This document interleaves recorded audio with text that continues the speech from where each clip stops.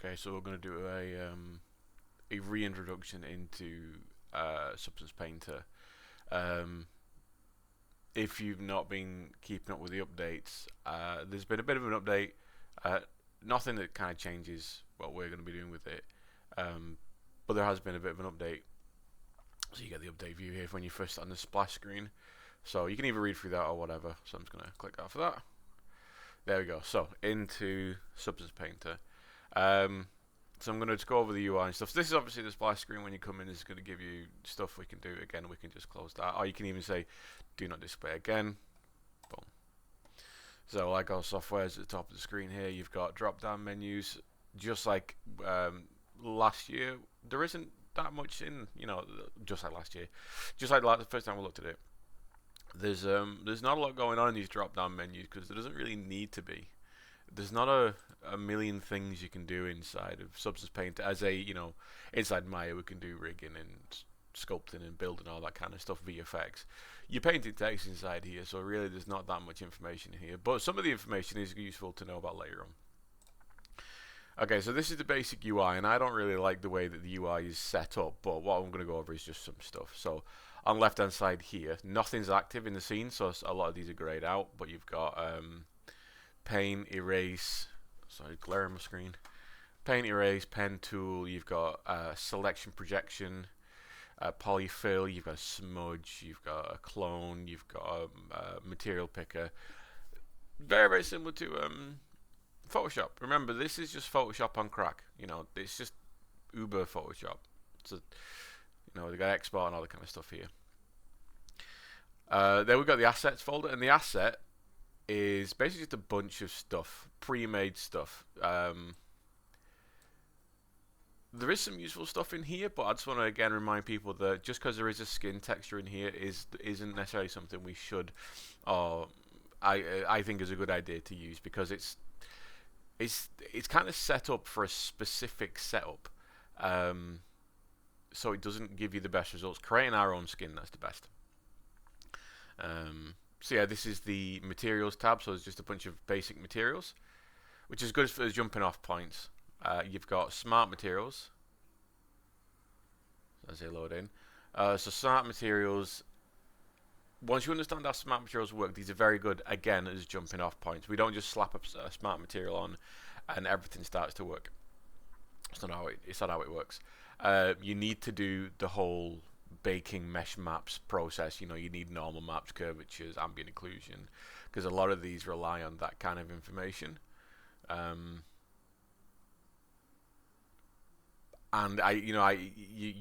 when you've been using Painter for a while, when you've been doing 3D for a while, you kind of see when people have literally just slapped on a material. A common one is this machinery material right here. I see this all the time, just kind of slapped on stuff and not adjusted. So these are good, again, as jumping off points. They're not just going to do the whole thing for you.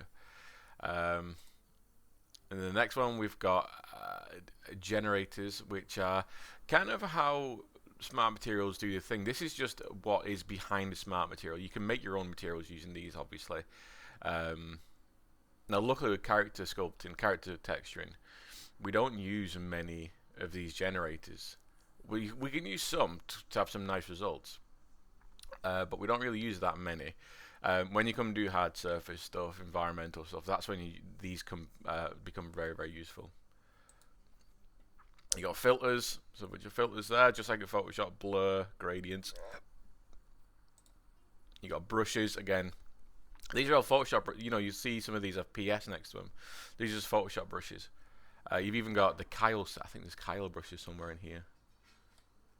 Yeah, there you go, Kyle brushes from Photoshop. Then you got alphas, which are literally just black and white maps. These can be added to brushes. These can be used as stamps. These can be used whatever you want. Some of these are going to be really useful for character stuff because it's either freckles or it's blemishes. Some of them aren't necessarily, all these very, very geometric ones aren't necessarily going to be very useful for you. Then you got procedurals, which procedurals are basically just materials that, like a noise inside of Photoshop, is a procedural. you add a noise and it procedurally generates a noise. And then with some of these, I think most of them, you can actually adjust some parameters to change the results a little bit. The same thing for the alphas. Some of these alphas have settings. I know a lot of these kind of shape ones down here have kind of settings that you can adjust. So you're not just this split circle. Then we got this. This is environmental maps. This is just how we can change the color of the scene, and then we've got stuff to do with text, because you can add text and stuff inside Painter. Again, not super useful for characters unless you're doing anything with branded clothing. Cool. So that's the assets. Now what I tend to do is either put this on the other monitor, or I kind of get into the habit of closing it, because I don't really like the assets folder hanging around. I don't use it that much. As you'll see, I actually rely on basic layers a lot, and as we would have seen last year. Then you got this Substance Painter assets. This is just kind of like a marketplace thing, so I'm just going to go right. Okay, right hand side, texture set list. So remind ourselves that the way that we split up objects inside Painter is by applying different materials inside Maya. So you can have all these different UV groups stacked on top of each other in the UV editor, but as long as each one of those UV groups has a different material assigned to it, it doesn't matter, because then when it comes in, you'll have individual UV texture set lists where you can basically filter through them. If you just put everything on top of each other and then put one material, you're just going to have a cluster in your UVs, which is not good. Layers, those are layers. Works just like Photoshop. Texture set settings, that's the overall setting for that texture set. And then properties is whatever we're doing, painting, erasing, filling, all that kind of stuff. You'll have properties assigned to it. Now what I like to do is drag this over to the left hand side so I can see the full properties menu, and then I can have a nice big layer system here. I like a minimalist setup for my Painter. Okay, so that's the basic UI. Let's actually bring something in to see how some of these UIs actually work. So how do we bring something in? How do we start a thing? It's very, very easy. We go to File, we go to New. And inside here, at the very top, we've got Select Template, and there's all these different, again, beginning points, depending on where you're going to be taking your stuff. So if you're going to be doing stuff for Unreal Engine, there's Unreal Engine, well, 4. There's Unreal Engine 4. I can't see a 5, unless this ASM PBR ref is a 5. Or even maybe this is what is used inside 5 anyway. So you've got Roblox, PBR, SparkArt, AR, Unity, V-Ray, materials, all this kind of stuff. What I'm just going to be doing is making a ASM PBR metallic. Well, also, do I need to? Because does my thing have metallic? I'm just going to go, boom, going to do that one. And then we find our file. So this is how we actually add something in. So we choose our template first. That's what the materials are going to be used. Then we find our file. And I'm just going to, I just did this a second ago. So I've got two files. I've got a head retop hole high and a head retop hole low. So I want my head retop hole low. Wherever I've put that. There it is. Head retop hole low. There you go. And then document resolution, you can change that later on. So really changing this now, I don't really tend to do. Same for the for the normal map format. Pardon me. Same for the normal map format. You can change that later on. So if we find that when we add our normal map, if we've made our normal map in, say, ZBrush or something, and we bring it in and it doesn't look quite right, it's probably because this needs to be changed either from OpenGL or to OpenGL. Between DirectX and OpenGL. It's just, basically, it's one of the colors is flipped. I think it's the green channel is flipped between the two. So where green would be at the bottom of something in one of them, green would be at the top in the other. I don't know why. Compute, again, this is something I just leave on. You've got UV tile workflow. So this is when you're dealing with things that are going to spread across multiple UVs. Import cameras, no. Auto unwrap, no. So a lot of this stuff I don't really need to think about. Import maps here, so if I've made any maps ahead of time, like normal maps or anything, I can add them in now instead of later on.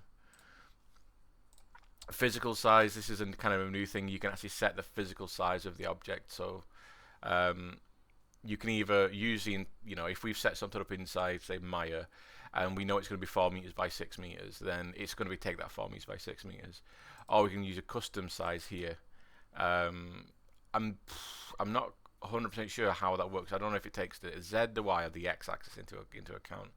So generally, if we set up our models ahead of time properly, especially if you're doing environmental stuff, this should be okay. And then color management. This is more just like how we're using the colors. And again, don't bother using any of that. Keeping it simple. So okay. So boom, there we go. So we got our head in the scene, and then we've got our UV over to the right hand side there. And you can see in our texture set list, we've got Lambert 1. So Lambert 1 was the material from Maya. So that's why it's called Lambert 1. I can rename that just by double clicking it, and I can call it head. If I've got loads of different, if I'm doing like a full character with lots of different texture sets, I'd go through and I would name those if the names don't carry over, and if it's got like Lambert 1 to Lambert whatever 20. You can see there I've got a layer now, and you see we've got some properties over on the left hand side, which is cool. So navigation in here is really easy. I'm just using Alt, holding down Alt, and then left click. Also, if you hold it down, a little menu on the left hand side kind of pops up. Same for any of them. So if I hold Control, you're going to get a little shortcut list of what Control does, and this is Alt. This is a little shortcut list. So, was that top one there? Oh, cool. So yeah, hold Alt and left click, rotates round. Alt middle mouse pans. Alt right mouse zooms, just like in Maya. Okay.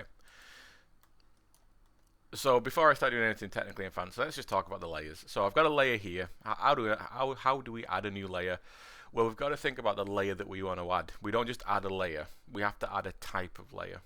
So if we're just going to be painting directly on a surface and we don't really need anything else, we can just paint the little paintbrush. Click the little paintbrush. Add a layer. That'll add a basic layer, which will just allow you to paint on the surface. Like that. Obviously up the top here you've got controls for size, flow, stroke opacity, spacing.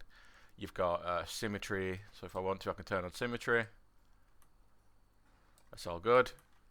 Over on the left hand side I've got the controls for what I'm actually using. So at the very bottom, scroll all the way right down, you've got what color I'm going to be painting with, so I can turn that to red.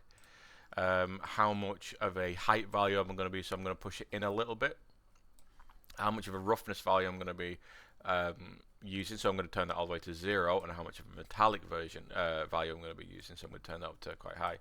So what that's going to do is give me, you can see a little preview here as well, that's going to give me a like metal chrome that kind of gets pushed in a little bit.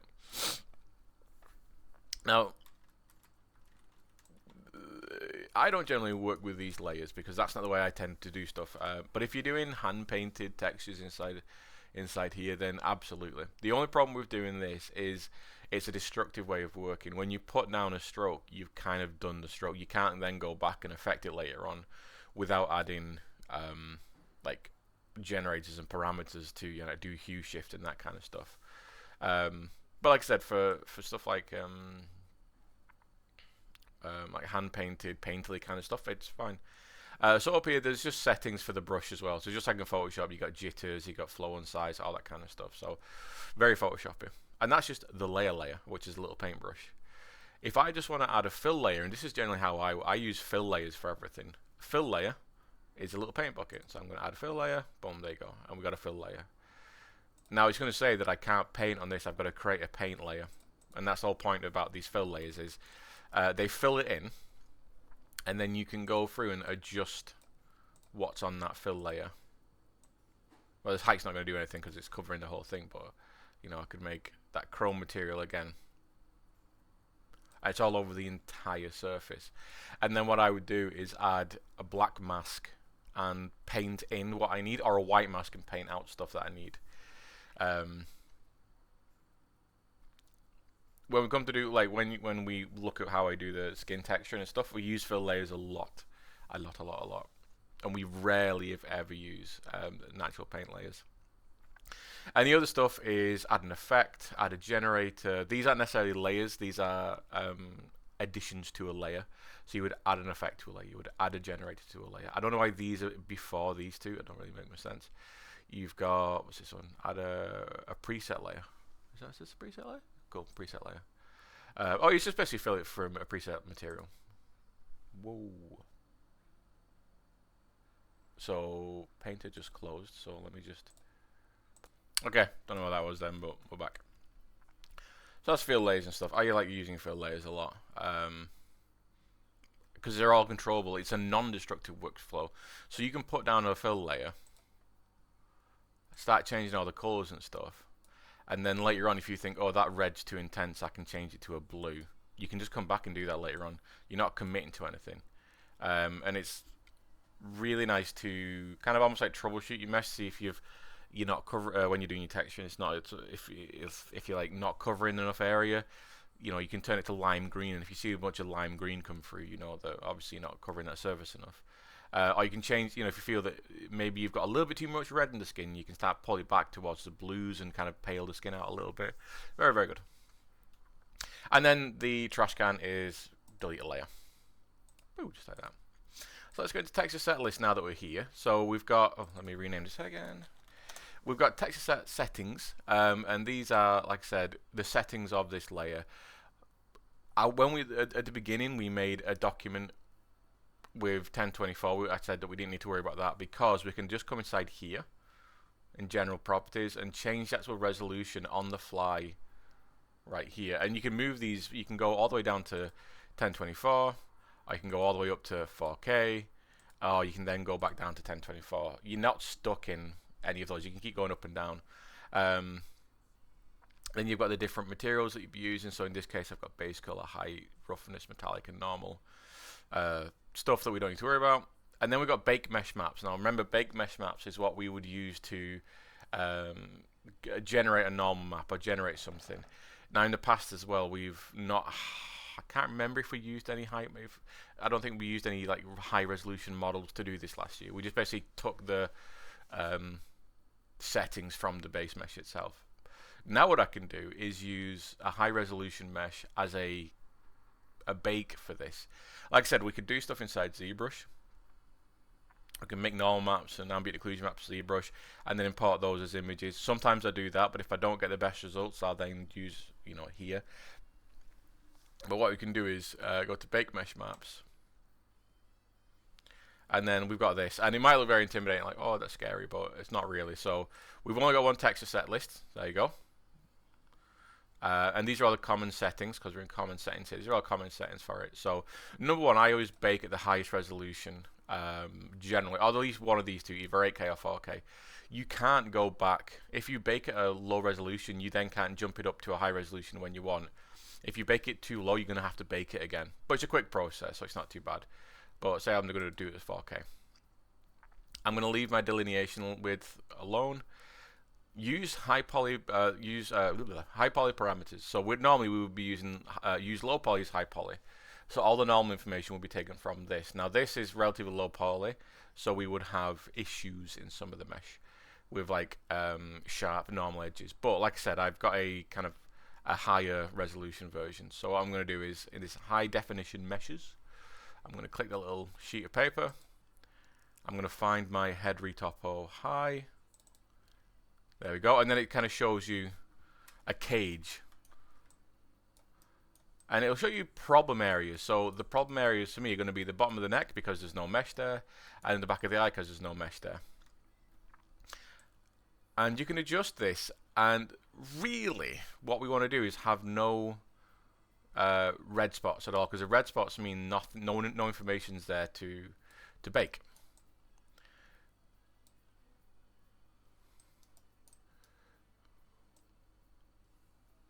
And that's not really doing anything because now I've got a real one, but yeah.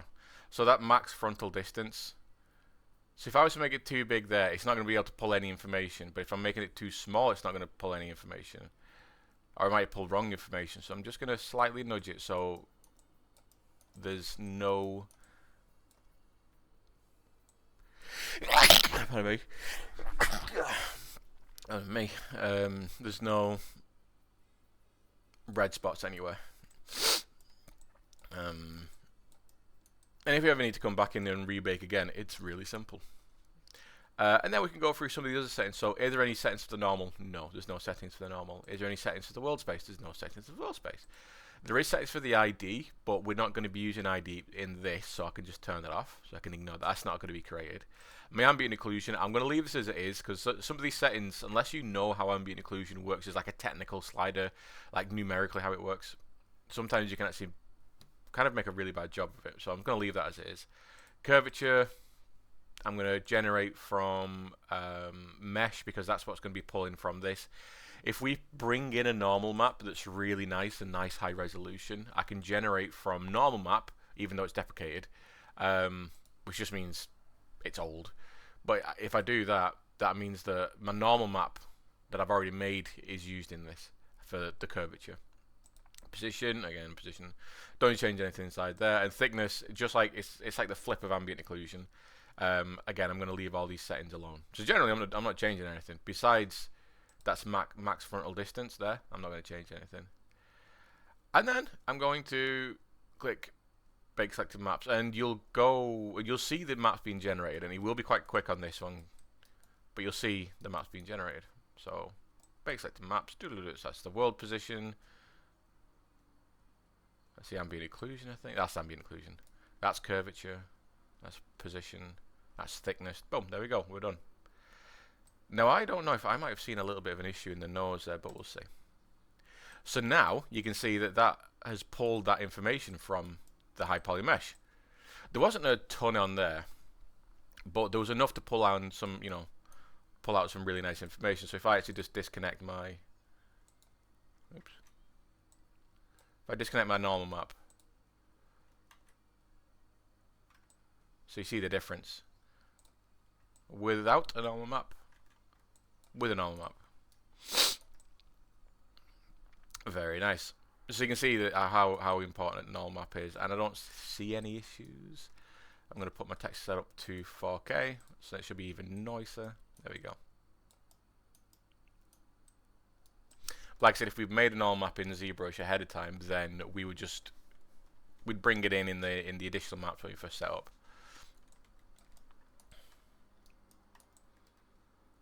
So that's the basics of the UI, bringing stuff in, setting stuff up, doing a quick bake kind of stuff. This whole process is where we can see a few issues, where we can catch a few issues. Is the normal map right? Is there any issues with stuff baking? Is there any issues with the mesh that we need to go back into our softwares? I can see something at the back of the ear there, but I'm going to choose to ignore it. That's how the setup. So what I'm going to do now is quickly just show you how we can use the layers, then fill layers, and some of those ambient, those maps we've just made to do some cool stuff. I'm not going to go into the full texturing process. This is just kind of like showing you how we can use black and white masks and generators to do some stuff, and even maybe some of the filters. Okay, so I'm just going to slap again, this isn't the process I generally go by, but I'm going to do like a quick process. I'm going to slap a skin color on here, just a basic pinky, maybe add a little bit of orange. There we go. Basic skin tone right there. Boom. And I'm just using the color channel on this one. So this layer is purely just color, so I'm just going to call this color. Purely just color. It's too shiny. I can see there that holding shift and right click will rotate the light. Far too shiny. I don't know about you, but my skin isn't made of plastic. So what I'm going to do is make a new fill layer and just have it be roughness. And then I'm going to increase the roughness a little bit. So it's, more like that. Yeah. That's cool. And like I said, we can come back and change these later on if we find that, the skin tone's too bad, or the roughness is too much, or whatever. We can change these. We can also add stuff on top of them to adjust, which I'm going to do now. So I want to quickly add a little bit of reddening to the skin to show like thinner areas of skin where you'll see veins and stuff underneath. Again, I cannot stress, this isn't the way I'm going to be showing you to do it. This is just a really more of like a stylized approach. So I'm going to add a new fill layer underneath. Again, this is also going to be color, and I'm just going to choose, I'm going to go bright red for now. I'm going to go bright red. In fact, no, I'm going to do that. I'm going to go bright blue. So I've got I've got really blue skin. So I'm going to call this reddening. Now on this, what I'm going to do is actually right click, add a black mask. Now if we remember how masks work, a black black in masks will hide stuff. Like in an opacity map, black you don't see, white you do see. So currently all my blue is there, it's just hidden away. And then what I'm going to do is add to the mask itself, I'm going to add a generator to bring back some of this information. So this is where you got to be a bit careful with stuff, because now that I've added that black mask onto the layer, we've got the color aspect, and then we've got the mask aspect. So I can click on the mask, and then I've got settings for the masks here, and then I've got settings for the color here. So I'm going to right click the mask, left click the mask, so say not right click. So I've got it selected, right click the mask, and at the bottom I've got add generator. So I'm going to add a generator to that. Now what generator am I going to use? I'm going to use an ambient occlusion generator, which is this third one here, which is going to use that ambient occlusion map we've just baked to do this. And obviously it's not quite right. But if we just think about how an ambient occlusion, you can see how the ambient occlusion is working. We've also got some sliders where we can change some stuff if we want to. You can see what's happening with the ambient occlusion. We've got the black and white, then we've got a world position normal, then a position gradient. If we think about how an ambient occlusion works in relation to a mask, a lot of this is white, and then obviously it gets darker in the recesses. If we think about that like we do with masks, obviously it's kind of flipped. We need to invert everything. So what I'm going to do is do a global invert. Boom. So all the white becomes black and all the black becomes white. Awesome. Now I can just go back to that color, that blue, and I can start to adjust it to bring back some life, add a bit of color. Nice. So you can see that just by using a simple generator, I'm able to kind of add something, and then I can always just go back and change that color, or even change, because this is currently just a normal layer, like in Photoshop. This is just a normal layer, no layer blending on it at all. This now is sticking around. I don't like that. But on the right hand side of the layer you've got opacity, and then you've got the layer blend. So I'm going to change this to say multiply.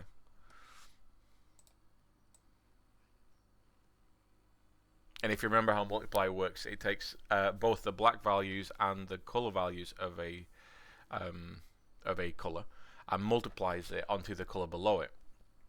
So that if you had something that was very, very light, so that for instance, it's not really affecting it, but as we go down, that black starts to get really that gets very, very dark. That there should be like very, very red, but because there's a lot of dark in that red and it's getting multiplied with the color below it, it starts becoming black. Like multiply adding shadow is stuff that I think we all use. The first way to get introduced to adding shadow and stuff is using the multiply layer. But I'm going to stick to this as normal, because I want as much control as possible. In fact, I'm going to bring it down to here and I'm going to make it a tiny bit orange. Yeah, there we go. Nice. Now I'm going to do another color. I'm going to keep this white for now, but actually, you know what? Just so I can see what's going on, I'm going to make this blue again. I'm going to call it highlight. H light. I'm going to add another black mask, and I'm going to add another generator. Especially how I do everything. Now my generator here, I'm going to add light onto this generator. There we go. Or should I use a light, or should I use... No, I use light. There you go. So what light does is kind of puts a 3D light in the scene, but then converts it to a mask. So you can see there the light's shining on the front of the head there. And using these parameters here, I can kind of rotate it round, and I can rotate it up and down, and then change some of the settings.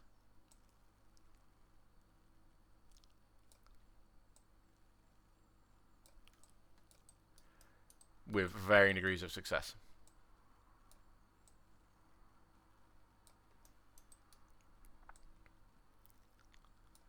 I kind of want to do something like that. I can go back here, change this.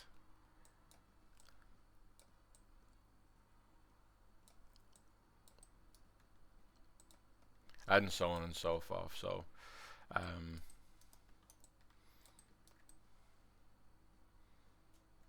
now the last thing I'm going to do is I'm going to add a little bit of life to the skin when it comes to roughness. So I'm going to add another fill layer.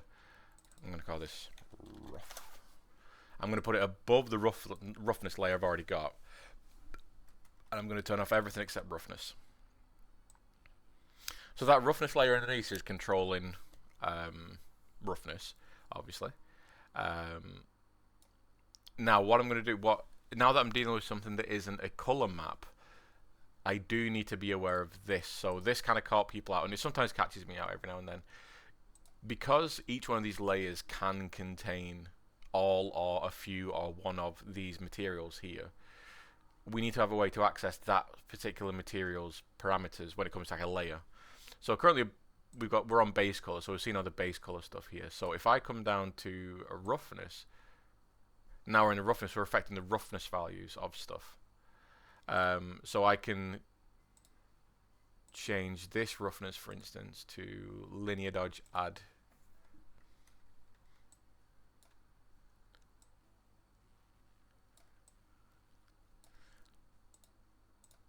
So as you can see, linear dodge add is a way that greys and blacks interact with each other without getting rid of each other. You know, it's not like you're using multipliers; they try and blend together. So by adding that to linear dodge add, I got a bit more control. So if I bring that all the way down, so that should be super shiny. So I can take the roughness underneath and bring that down. See, I can actually control the shininess there. So I'm going to make it a little bit shiny. And then on this one, what I'm going to do is add a black mask. And I'm going to add a fill layer this time. I'm going to add a fill layer, or a fill kind of modifier. And in that fill modifier over here, I've got this grayscale. And in this grayscale, I'm just going to search grunge. Or noise. I'm going to search noise. There we go. I'm going to find one of the 3D noises. I'm just going to find one of them. I'm going to look for something that would suit my needs. So I'm just going to go for this Voronoi fractal. Let's see how much you can see that.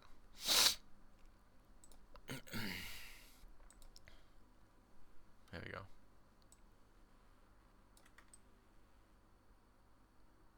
A little bit. It's kind of there. What we can do is, if we're trying to get a better idea about how the mask is looking, if I press C, I can cycle through channels. So that's my color channel. Which again, if you're doing painterly stuff, that's good to know. You know, you're probably working a lot of that because because no lights in here, there's no normal maps, there's no roughness maps. We're just seeing the color. So if it looks nice in 3D here, you know you're onto a winner. And you can see why I have that down light there because it kind of gives me a bit of highlights. See again, so my height channel. See again, now we're on the roughness channel here. So this is the Voronoi noise. Remembering how roughness works, it's the lighter something is, the rougher it is, the darker something is, the shinier it is. The values on this are really close together, so I can change some of that. And in fact, I'm just going to decrease that even further. So I'm just going to get like a bit of a...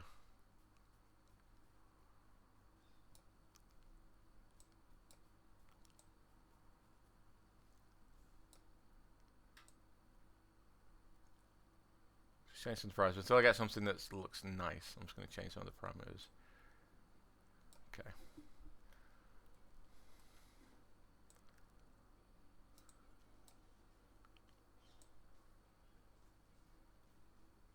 Something like that. Okay. And if I press M for material, I can go up to material view.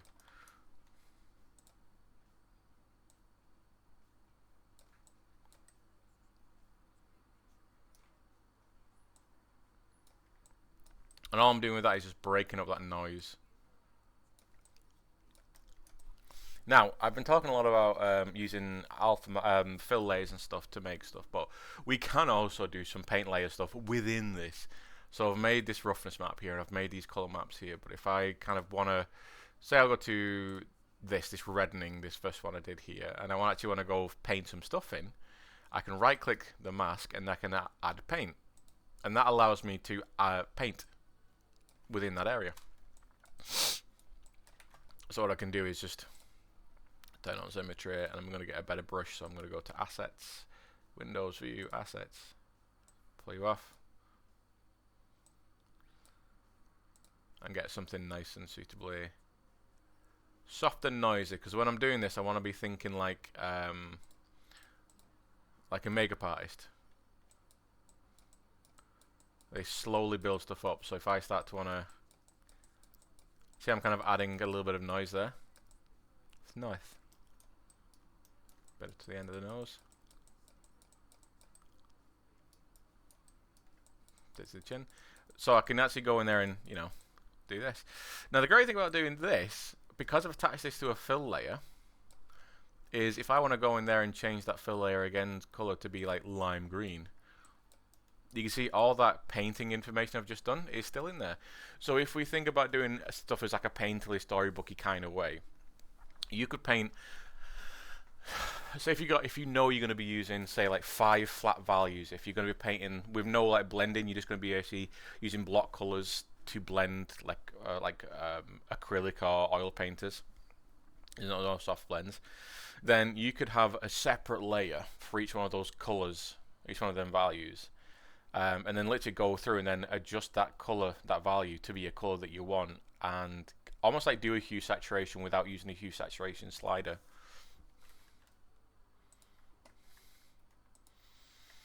Right there. And you can, you know, you do the same process. You can literally just duplicate a layer like this, for instance. Jump in, because the parameters are still there now, and I can go and change some of those parameters. You know, if I want to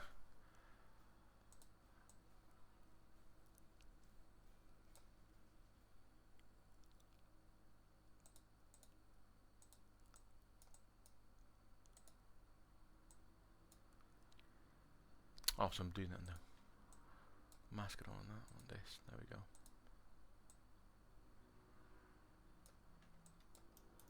Now, why aren't you being affected?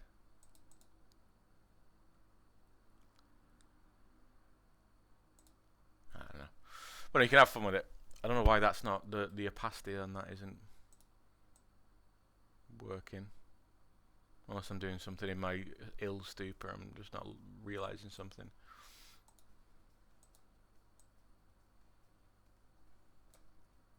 It might be because we're working so high, so what I'm going to do is knock that down. So if we're doing stuff with a lot of detailing, maybe you might want to knock the resolution down while you're doing big details, because 4K might, unless you got like a really powerful system, 4K might just like, if you're trying to do all this small detail at 4K, it might be stressing it out. Small detail over a large area, I should say.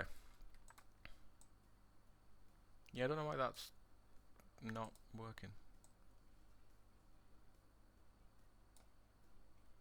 Oh, because I'm on roughness, that's why. Yep, I caught myself out, so I need to make, because I'm dealing with colours, I need to change this to base colours.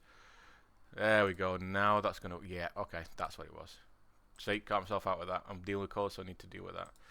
Eesh. So yeah, you can, you know, if you know you're going to be using the same kind of thing, the same ambient occlusion thing across these layers, you can do that kind of stuff. So, I've gone up to 40 minutes now, and that's just, again, just a quick introduction to Substance Painter again, because I don't know how many people have been using it over summer or since then, but we're going to be using it a lot now, and the next subsequent videos are going to be how we approach realistic skin texturing, and I'm also going to do a video on how we might approach stylized texturing, because there's 2 different ways we can do stuff, but yeah, we'll do that in other videos.